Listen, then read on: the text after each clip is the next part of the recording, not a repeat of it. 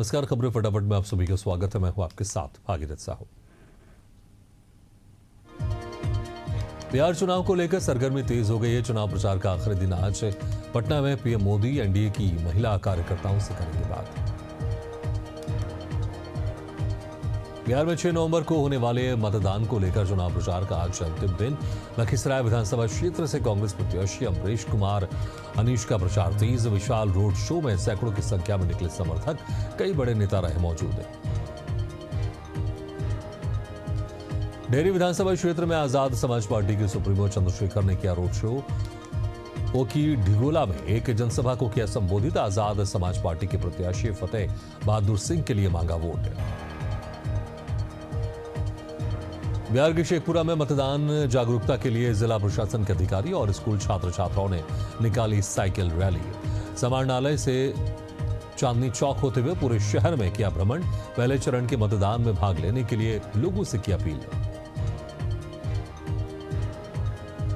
बेतिया में सांसद रवि किशन ने चनपटिया में भाजपा प्रत्याशी उमाकांत सिंह के लिए लोगों से मांगा वोट। बीजेपी पार्टी की तारीफ के साथ है। सनातन पर बोले, हमको बर्दाश्त हो जाएगा, लेकिन हमारे सनातन को बोलो तो बर्दाश्त नहीं होगा। बेतिया में बिहार विधानसभा चुनाव के चलते सांसद रवि किशन ने चनपटिया में भाजपा प्रत्याशी उमाकांत सिंह के समर्थन में एक विशाल जनसभा को संबोधित किया। सभा की शुरुआत उन्होंने हर हर महादेव और जय श्री राम के जय घोष से की। बिहार विधानसभा चुनाव में नेताओं का जनसंपर्क अभियान अब निर्णायक मोड़ पर। केंद्रीय मंत्री चिराग पासवान ने अस्थावा प्रखंड में की जनसभा। कहा, अगर आपके लिए कोई बलिदान देना पड़ा तो हम पीछे नहीं हटेंगे। बेगूसराय पहुंचे भाजपा सांसद मनोज तिवारी। भाजपा प्रत्याशी कुंदन कुमार सिंह के पक्ष में जनसभा को किया संबोधित। जनता के बीच जाकर संवाद करते हुए सरकार की उपलब्धियों को लोगों के बीच रखा। बेतिया में भोजपुरी सिंगर अरविंद अकेला उर्फ कल्लू ने किया रोड शो। अभिनेत्री आस्था सिंह भी रोड शो में रही मौजूद। निर्दलीय प्रत्याशी रोहित सिकारिया के समर्थन में किया चुनाव प्रचार। पश्चिमी चंपारण के मझोलिया में इमरान प्रतापगढ़ी की शायरी से गूंजा मैदान। वसीम अहमद के समर्थन में उमड़ी भीड़। सभा स्थल पहुंचते ही समर्थकों ने लगाए कांग्रेस लाओ देश बचाओ और वसीम अहमद के जिताओ के नारे। मोकामा में बाहुबली सूरजभान सिंह ने केंद्रीय मंत्री लल्लन सिंह को दी खुली चुनौती। प्रेस कॉन्फ्रेंस में सूरजभान सिंह ने मंत्री के बयान को बताया दुर्भाग्यपूर्ण। कहा कि वोट देने के मतदाताओं के हक को कोई नहीं छीन सकता। मोकामा में केंद्रीय मंत्री लल्लन सिंह पर दर्ज कराई एफआईआर। शिवनगर गांव में केंद्रीय मंत्री ने दिया था विवादित बयान। मतदाताओं को भयभीत करने का मामला सामने आया। छत्तीसगढ़ में देशभक्ति और रोमांच का रंग। आसमान में दिखेगा शानदार करतब। 5 नवंबर को होगा एयर शो। रायपुर पहुंची Suryakiran aerobatic team. Sendh lake के ऊपर होगा एयर शो। एयर शो की तैयारियां पूरी। छत्तीसगढ़ में रजत जयंती महोत्सव 2025 से विभिन्न कार्यक्रमों का हो रहा आयोजन। कलाकारों को किया गया सम्मानित। छत्तीसगढ़ के राज्योत्सव में बॉलीवुड के मशहूर सिंगर भूमि त्रिवेदी ने की शिरकत। मंच पर बिखेरा सुरों का जादू। दर्शक उनकी गीतों पर झूमते गाते आए नजर। छत्तीसगढ़ के रजत महोत्सव 2025 का आयोजन राजस्व ग्राउंड पर खादी को बढ़ावा देने के लिए किया गया फैशन शो। मैथ्स यूनिवर्सिटी के छात्रों ने खादी के पोशाक पहनकर रैंप वॉक किया। छत्तीसगढ़ के नवा रायपुर में आयोजित रजत महोत्सव भारतीय वायुसेना की सूर्यकिरण एरोबेटिक टीम और आकाशगंगा पैराट्रूपर टीम की होगी प्रस्तुति। सुरक्षा और ट्रैफिक व्यवस्था को लेकर भी पुख्ता इंतजाम। उत्तराखंड के 25 साल पूरे होने पर काशीपुर के राजकीय चिकित्सालय में मरीजों को फल का वितरण। कांग्रेसी नेताओं ने किया फल का वितरण। स्वास्थ्य लाभ की भी कामना की। देहरादून में भाजपा अध्यक्ष भट्ट ने मंडल बूथ कार्यकर्ता सम्मेलन अभियान का शुभारंभ किया। काशीपुर, नैनीताल और उधम सिंह नगर में आयोजित सम्मेलनों को संबोधित करेंगे। इस दौरान समिति के सदस्य मौजूद रहे। रायपुर के चर्चित सूदखोर और हिस्ट्री शीटर तोमर बंधु को हाईकोर्ट से बड़ा झटका। रोहित तोमर और वीरेंद्र तोमर को अग्रिम जमानत देने से इनकार। दोनों की अग्रिम जमानत याचिका खारिज की।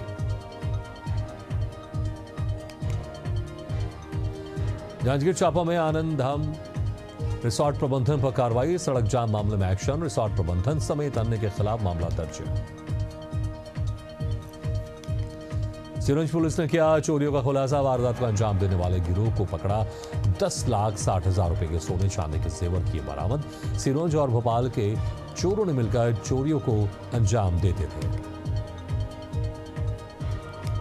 छिंदवाड़ा के चांद थाना क्षेत्र में वर्षों से चल रहे अवैध धंधों पर लगा अंकुश, पुलिस विभाग ने कार्रवाई करते हुए किया खुलासा। उपाधीक्षक ने कहा कि अवैध धंधों पर अंकुश लगाना मेरी पहली प्राथमिकता थी।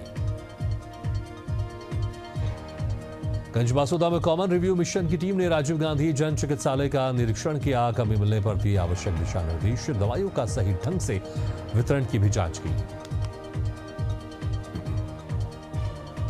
हरिद्वार में कार्तिक पूर्णिमा स्नान से पहले चलाया गया अतिक्रमण हटाओ अभियान, प्रशासन ने तैयारियों का जायजा लिया, साथ ही भीड़ को देखते हुए श्रद्धालुओं की सुरक्षा के इंतजाम किए।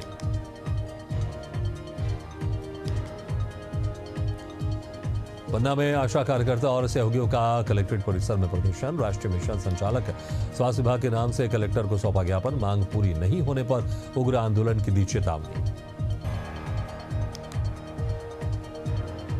दुर्ग जिले के खुर्सीपार स्थित पंडित दीनदयाल स्टेडियम परिसर में शराब दुकान के विरोध तेज।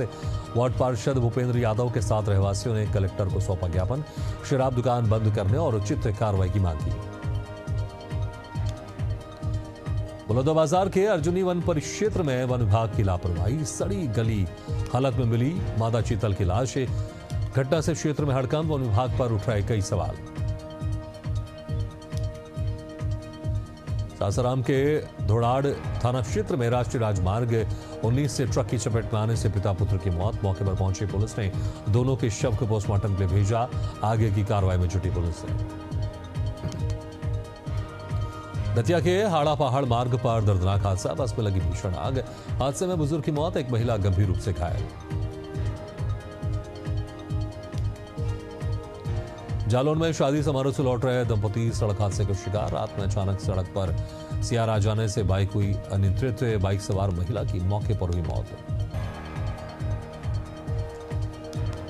ग्वालियर के डीडी नगर इलाके में मारपीट, आधा दर्जन से अधिक लोगों ने युवक से की मारपीट, युवक गंभीर रूप से घायल, मामला दर्ज कर आरोपी की तलाश में जुटी पुलिस है। बिहार के सुगौली पंजाब नेशनल बैंक परिसर से बाइक की चोरी की घटनाओं से क्षेत्र में लोगों में दहशत, इलाके में सुरक्षा व्यवस्था बढ़ाने की कर रहे मांग, आरोपियों की तलाश में जुटी पुलिस है। बेटिया के रामनगर मिनी स्कूल वैन में लगी भीषण आग, फायर ब्रिगेड ने पाया काबू, आग लगने से वैन पूरी तरह जलकर खाक, कोई जनहानि नहीं। रोहतास जिले धोधाड़ थाना अंतर्गत लेडुआ में पेंशन नहीं मिलने से रिटायर्ड एयरफोर्स का जवान हाई वोल्टेज टावर पर चढ़ा। अनिल कई साल से पेंशन और अन्य सेवाओं के लाभ के लिए लगा रहा था दौड़, पुलिस और अधिकारियों से नीचे उतारने की कोशिश की। बलरामपुर पुलिस ने अंतर्राज्यीय गांजा तस्करी गिरोह का किया भंडाफोड़ और एक आरोपी को गिरफ्तार किया। ट्रैक्टर ट्रॉली में चैम्बर बनाकर बिहार जा रहे थे तस्कर, आरोपी के पास 106 किलो गांजा जब्त।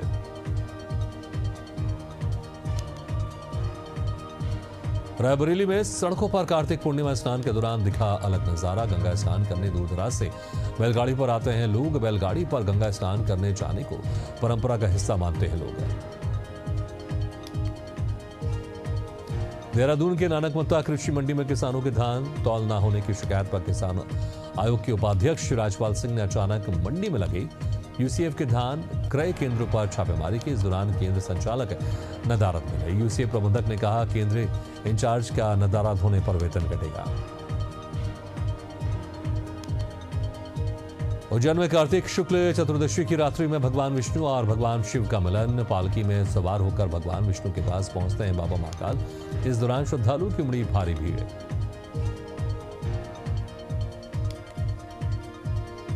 उज्जैन में वैकुंठ चतुर्दशी पर अवंतिका नगरी में उमड़ा भक्तों का सैलाब। पंडा राजेश त्रिवेदी ने बताया कि लाखों की संख्या में श्रद्धालु यहां पहुंचेंगे और पिंडदान का कार्य संपन्न करेंगे। शाजापुर में पुलिस ने खेतों से पानी की मोटर चोरी करने वाले 4 आरोपी को गिरफ्तार किया। आरोपी के पास से 2 बाइक समेत 1,77,000 का सामान बरामद। खरगोन के मंडलेश्वर थाना क्षेत्र में अवैध गांजे की खेती करने वाला आरोपी गिरफ्तार। कुल 180 गांजे के पौधे बरामद किए गए। एनडीपीएस एक्ट के तहत कार्रवाई की गई। अंबिकापुर में नशे के सौदागरों के खिलाफ बड़ी कार्रवाई। 14 एक्टों में भरा गांजा आबकारी उड़न दस्ता टीम ने किया जब्त। 2 आरोपियों को भी गिरफ्तार किया गया। बेमेतरा में संधि समाज से जुड़े युवक पर अभद्र टिप्पणी का मामला। जोहार छत्तीसगढ़ पार्टी ने की कड़ी कार्रवाई की मांग। मामले की जांच में जुटी पुलिस। कौशाम्बी में पुलिस ने खोए हुए मोबाइल बरामद किए। करीब 20 लाख कीमत के 81 मोबाइल बरामद किए गए। गुम हुए मोबाइल पाकर मालिकों के खिले चेहरे। गंजबासोदा में 15 दिवसीय परिक्रमा के साथ होगा नर्मदा पुराण कथा वाचन। 3600 किलोमीटर की नर्मदा परिक्रमा पर निकले श्रद्धालु श्रद्धा और आस्था से ओतप्रोत होकर ओमकारेश्वर के लिए हुए रवाना। मध्य प्रदेश की राजधानी भोपाल के ईटखेड़ी में 78वें आलिमी तबलीगी इज्तिमा का आयोजन 14 नवंबर से किया जा रहा है, जिसे लेकर जोर शोर से तैयारियां चल रही हैं। 17 नवंबर तक चलने वाले इज्तिमा में भारत, पाकिस्तान और बांग्लादेश समेत 15 से अधिक देशों से 10 लाख से अधिक ज़ायरीन शामिल होंगे। 4 दिन चलने वाले इस कार्यक्रम का समापन 17 नवंबर को दुआए खास के साथ होगा। इस आयोजन को लेकर सुरक्षा की क्या व्यवस्थाएं की गई हैं, देखिए इस खास रिपोर्ट में।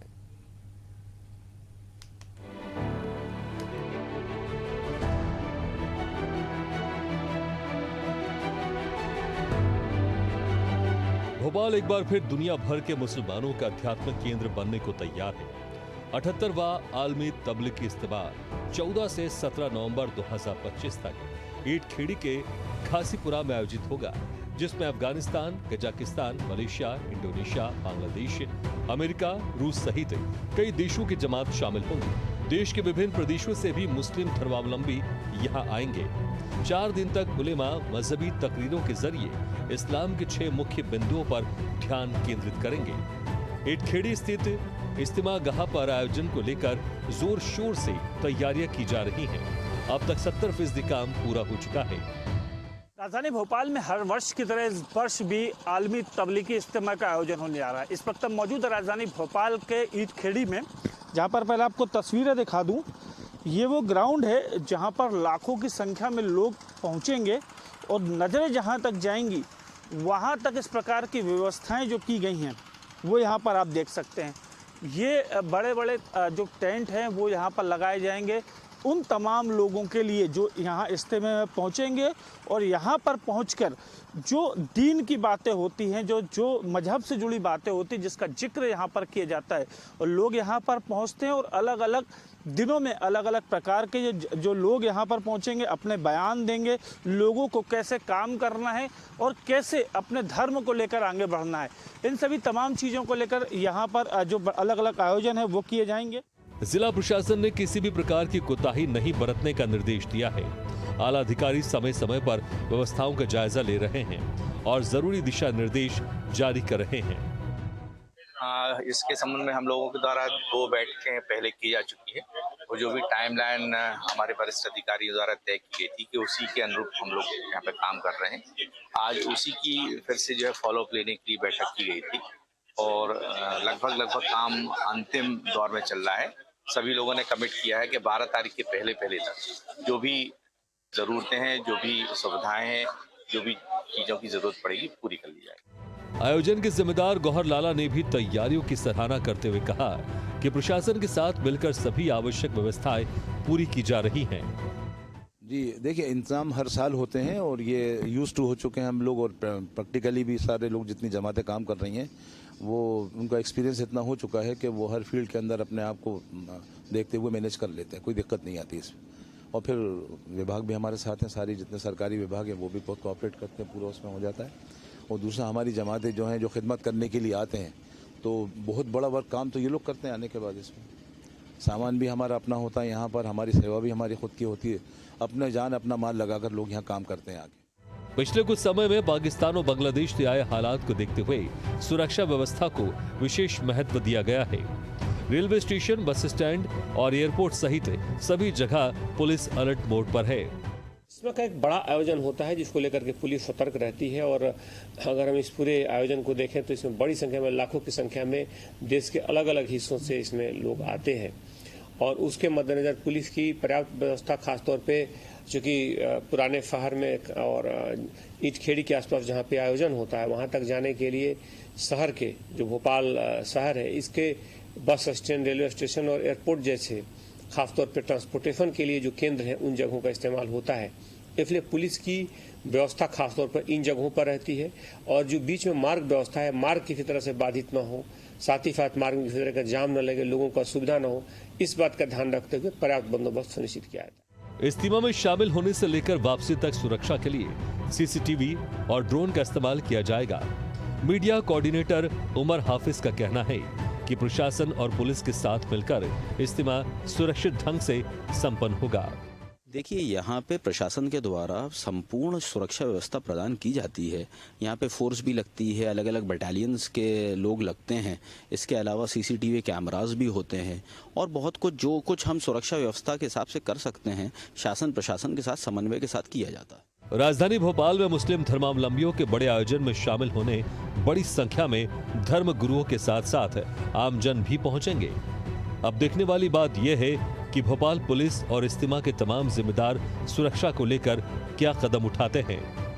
अब देखने वाली बात ये होगी कि बांग्लादेश और पाकिस्तान ये वो दो मुल्क हैं जिनका भारत के साथ इस समय संबंध जो है वो ठीक नहीं है, लेकिन अगर उनके लोग यहाँ पर आते हैं तो पुलिस और इसके अलावा इंटेलिजेंस किस प्रकार से काम करेगी, क्या उन पर कार्रवाई करेगी, ये तो आने वाला वक्त ही बताएगा। कैमरा पर्सन सलमान के साथ प्रदीप तलरेजा, एशियन न्यूज़, भोपाल। इसी के साथ इस बुलेटिन में फिलहाल इतना, लेकिन खबरों का सिलसिला लगातार जारी, आप देखते रहिए एशियन न्यूज़।